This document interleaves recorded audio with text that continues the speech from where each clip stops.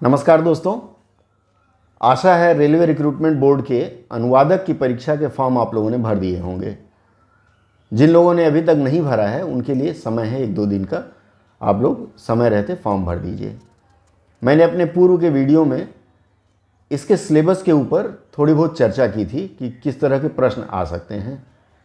आज अनुवादक परीक्षा, विशेष करके अनुवादक परीक्षा में हिंदी में किन किन पार्ट से प्रश्न आ सकता है उसके ऊपर मैं थोड़ा सा प्रकाश डालूंगा। देखिए, आप लोगों ने देखा होगा कि स्टाफ सिलेक्शन कमीशन ने भी अपना परीक्षा का पैटर्न बदल दिया है। पहले की जो परीक्षा होती थी वह कुछ रटे रटाए वाक्यों पर हो जाया करती थी, पर इस बार स्टाफ सिलेक्शन कमीशन ने अपनी परीक्षा में पूर्ण रूप से हिंदी व्याकरण को महत्व दिया, या हिंदी व्याकरण के अधिकांश प्रश्न थे। यदि इस परिपाटी को आगे बढ़ाया गया, क्योंकि भारतीय रेलवे की भी जो परीक्षा है वह भी शायद TCS ही लेगी, तो यदि इसी परिपाटी पे चले तो फिर इस परीक्षा में भी व्याकरण के मूलभूत तत्वों की जरूर चर्चा होगी और अधिकांश हिंदी व्याकरण के प्रश्न रहेंगे।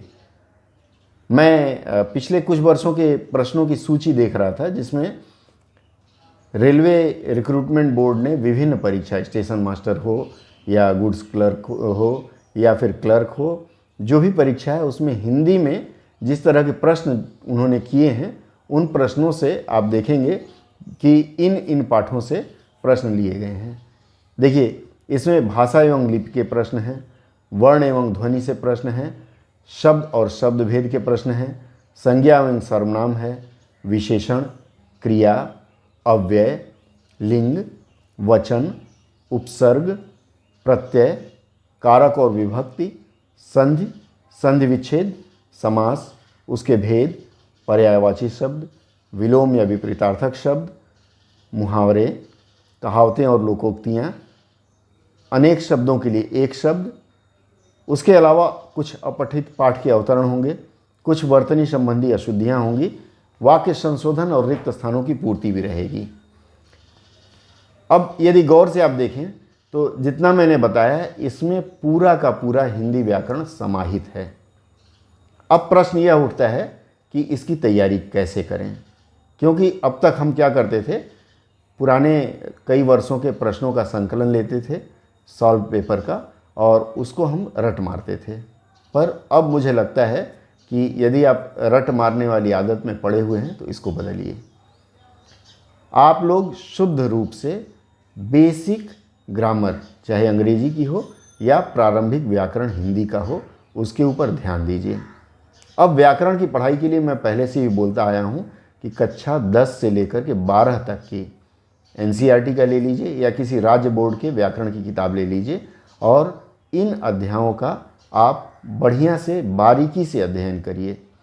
एक बार जब आपको परिभाषाएं याद हो जाएंगी, सूत्र याद हो जाएगा, तो उनमें से चाहे किसी भी प्रकार का प्रश्न दिया जाए आप उसका बेहतरी से और बहुत अच्छे से जवाब दे पाएंगे।